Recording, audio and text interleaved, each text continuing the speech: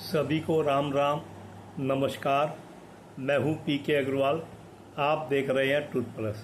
साथियों, आज बात करेंगे सोनम रघुवंशी, राजा रघुवंशी, जो अभी हाल में शादी हुई, मेघालय हनीमून मनाने गए और पत्नी ने अपने प्रेमी और उसके दोस्तों के साथ मिलकर अपने पति की हत्या कर दी, जो इस समय बहुत चर्चित मामला चल रहा है देश में। ये एक चिंता की विषय है समाज की। आप जानते हैं ऐसे केस कई नज़र में आ रहे हैं। कोई 1 घंटे का वीडियो बनाकर आत्महत्या कर रहा है, कोई फांसी का फंदा डालकर आत्महत्या कर रहा है, कहीं नीले ड्रम का जिक्र है। अब ये और भी ऐसे केस है। अब क्योंकि ये ज़्यादातर मामले ऐसे हैं जहाँ पति मारा जा रहा है, हो सकता है विपरीत मामले भी हो। अगर विपरीत मामला कोई गंभीर रहेगा तो उस पर भी बात करेंगे।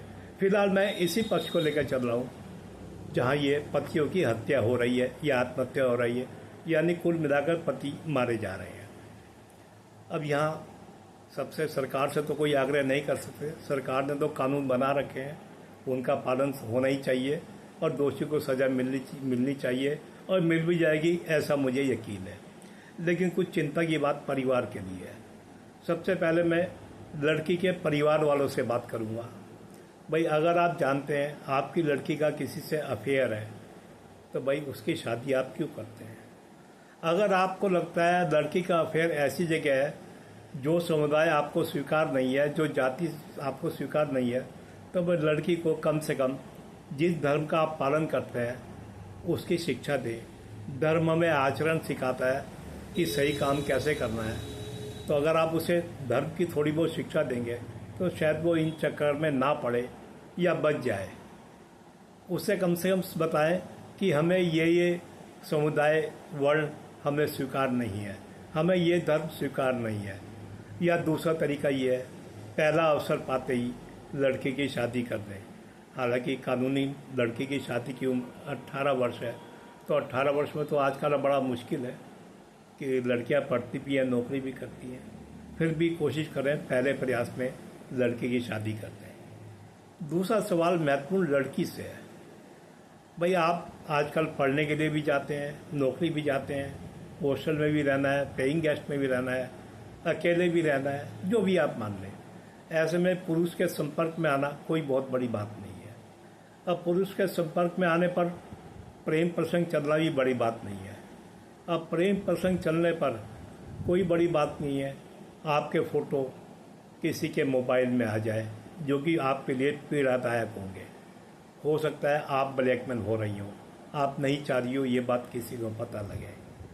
यदि आप उससे शादी नहीं कर सकते तो छुटकारा चाहने का उपाय ढूंढें। छुटकारे का उपाय मैं यही बताऊंगा, आप अपने घर वालों को विश्वास में लें और आप पुलिस से संपर्क करें। अगर आप स्थानीय पुलिस से बचना चाहते हैं, थाने से बचना चाहते हैं, तो वरिष्ठ अधिकारियों के पास जाएं। अपने साथ कोई प्रभावशाली व्यक्तित्व भी लेकर जाएं।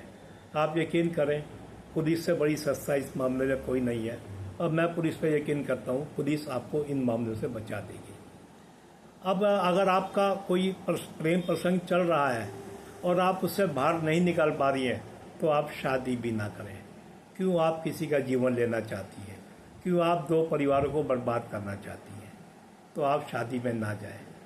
अब एक बात मैं लड़कों को भी, बल्कि यहाँ लड़कियों को भी, दोनों को ही सुझाव देना चाहूँगा।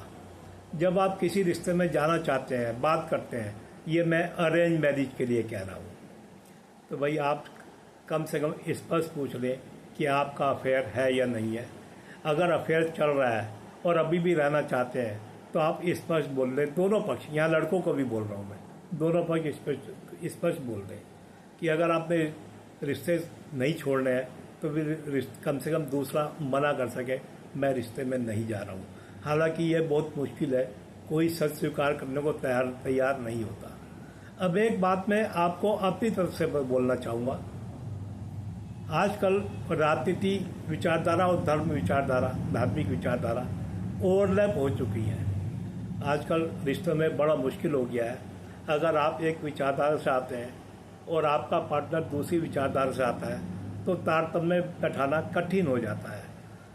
जैसे मैं उदाहरण दूंगा, मान लिया आपका एक पार्टनर, दोनों में से एक पार्टनर सनातन को मानता है, हिंदुत्व को मानता है हिंदुत्व की आस्था परंपरा को मानता है, लेकिन दूसरा पार्टनर लेफ्टिस्ट विचारधारा से है, जो रात दिन हिंदुत्व के विरोध में लिखता है, बोलता है।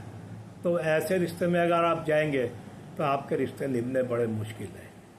तो इसलिए जाने से पहले इन चीज़ों का भी ध्यान रखें। आजकल राजनीतिक विचारधारा, धार्मिक विचारधारा बहुत महत्वपूर्ण हो गई है। एक चीज़ मैं और जोड़ूंगा, आजकल एक समस्या और आ रही है, बच्चे पैदा ना करना या एक ही बच्चा करना। भाई मैं दोनों को राय दूंगा, कम से कम रिश्ते में जाने से पहले दोनों आपस में निर्धारित कर लें कि बच्चों के बारे में दूसरे का, आपके साथी का, संभावित साथी का क्या ख्याल है। क्या वो बच्चे पसंद करता है, क्या वो एक पसंद करता है, क्या वो दो पसंद करता है। ऐसा भी है कि शादी के 5-5 साल तक बच्चे नहीं होते, घर वाले दबाव डालना शुरू कर देते हैं, आपस में कलह हो जाती है। तो अगर ये मैं अपनी तरफ से बोल रहा हूँ, तो आप इन चीज़ों से कम बचने के लिए कुछ सवाल पहले पूछ लें। और जहाँ तक प्रेम प्रसंग की बात बताई, वह मैं पहले बता रहा हूँ, बस जिस धर्म को आप मानते हैं उसकी धार्मिक किताबें पढ़ें। धार्मिक किताबें आपको आचरण सिखाती हैं, आपका आचरण आपको गलत काम करने से रोकता है, इतना आप मान के चलें। तो मुझे आशा है वीडियो आपको पसंद आया होगा। वीडियो पसंद आए तो लाइक करें, शेयर करें, चैनल को सब्सक्राइब करें। फिर मिलते हैं अगले वीडियो में। धन्यवाद।